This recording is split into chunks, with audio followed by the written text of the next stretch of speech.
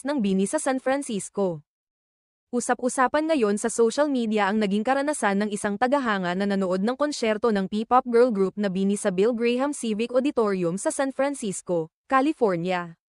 Sa isang post na ngayon ay kumalat na sa Reddit. Ikinwento ng user na si Glum sa Lungguhit reference sa Lungguhit 2753 ang kanyang pagkadismaya matapos umano'y makaranas ng mababang kalidad ng produksyon at problema sa audio sa nasabing konsyerto. Ayon sa tagahanga, nagbayad siya ng mahigit $100 o katumbas ng higit 5,000 para sa tiket sa event, ngunit sa halip na saya, pagkabigo raw ang kanyang naranasan. Inilarawan pa niya ang production bilang sobrang simple at walang effort. Sobrang pangit ng production. Parang nasa Jerry's Grill lang kami listening to a random live band. Walang ka-effort. Nakakaloka, saad ng fan sa kanyang viral na post. Isa pa sa matinding reklamo ng concert goer ay ang